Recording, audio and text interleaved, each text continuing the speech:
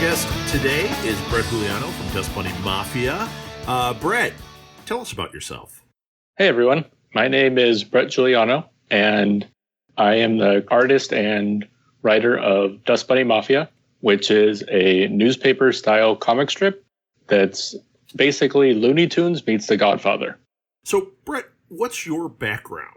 My background is self-taught illustrator. I actually, I had always been drawing cartoons and things like that, and then kind of fell away from it. When I was a kid, I wanted to be an animator at Disney or work on movies with animation. But then as I got older, I always had the passion for it, but life kind of took me in another direction. And I ended up doing graphic design and then programming, but still had the love for the art. And so when I got out of college and started working a real job, I needed an outlet. And so that's actually where Dust Bunny Mafia came in. I was sitting on a long commute in LA and saw DBM listed out on a license plate.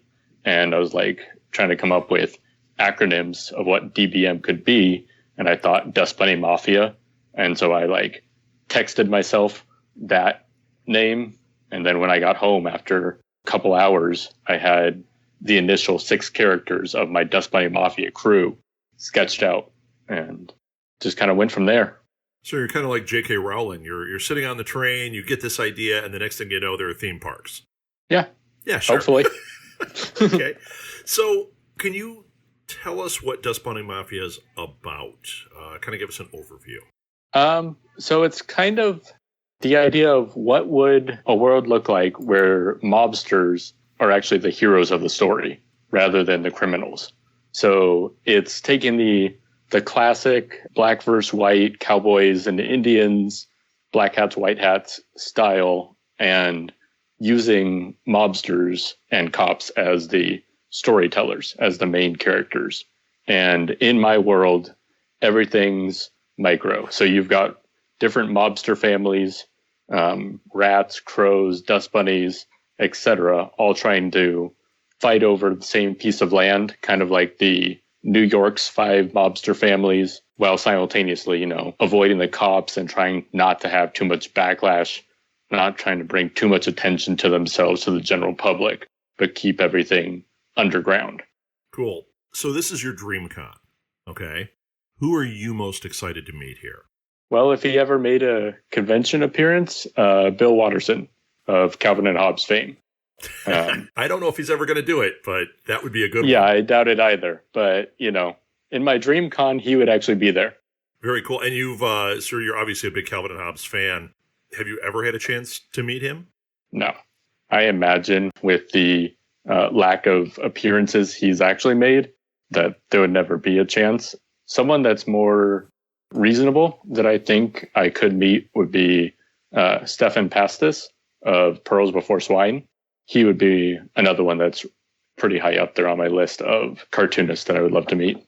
So with so many cons canceling and postponing, how can people support you and or other creators during this pandemic?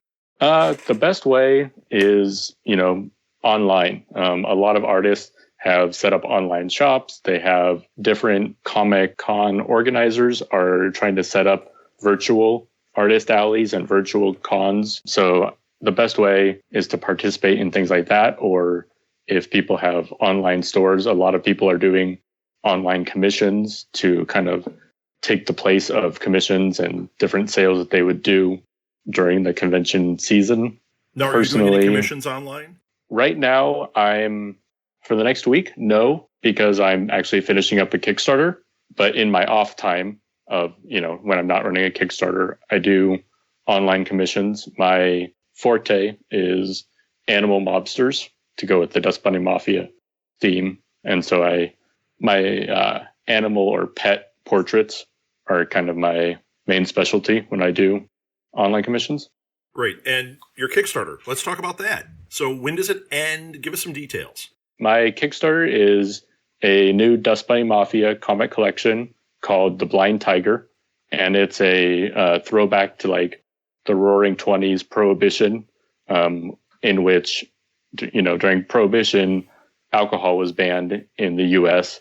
And in my book, the main chapter focuses on a nationwide sugar ban in which the mafia realizes there's opportunity because the people want their sugar, and everything is going really well until a bumbling detective stumbles onto a sugar delivery as it's happening, and then all hell pretty much breaks loose.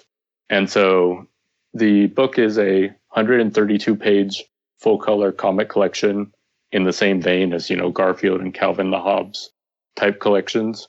The Kickstarter is running through the end of this week on Friday at, I believe it's 9 p.m. Central Time, on the 27th.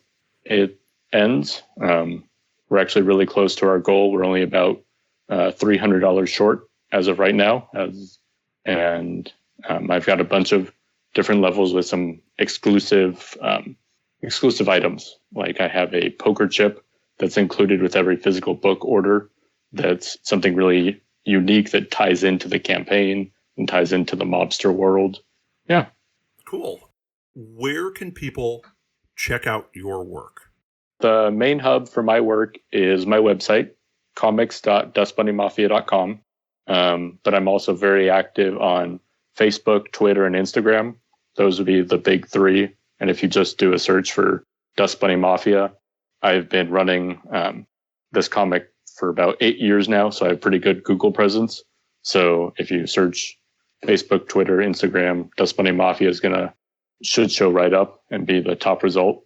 But yeah, my main comics website is where you'll also find links to the Kickstarter, ways to join my mailing list, in which you get a free comic if you join, and things like that. And they can purchase your comics through there too, right? Yes, I have a store link on my main website. Excellent. All right, Bret. Well, thank you so much for being on. I hope that a ton of people back this Kickstarter. I love your book, so I was super excited to have you on. And good luck with all this, and good luck surviving the pandemic that we're all locked down on. Thank you, and thanks for doing this. I was really excited. Yeah, you bet, Bret. Thanks, man. All right, bye. You can find Alley Chats on Facebook by searching for @AlleyChats. You can also visit us at our webpage, smgpods.com/alleychats, for links to all our episodes and other cool stuff. One easy way to support our show is to rate and review Alley Chats wherever you listen to your podcasts. Those ratings really help us out and help others find our show as well. Alley Chats is produced and edited by Rob Southgate for Southgate Media Group. Be sure to subscribe to Alley Chats because you definitely don't want to miss an episode. Thanks again to our affiliate sponsors, Hunt-A-Killer and Tweaked Audio. Links to them are on our webpage and in the show notes. This wouldn't be possible without them. Our theme song is by Benny and the No Goods. Check out their awesome music at bennyandthenogoods.bandcamp.com. If you're an artist or writer or creative type that would have a table at an artist alley and would like to be on Alley Chats, message us through the Facebook page or email us directly at southgatemediagroup@gmail.com and we'll set up an interview. Thanks for listening, everybody. We'll be back tomorrow with another fantastic show.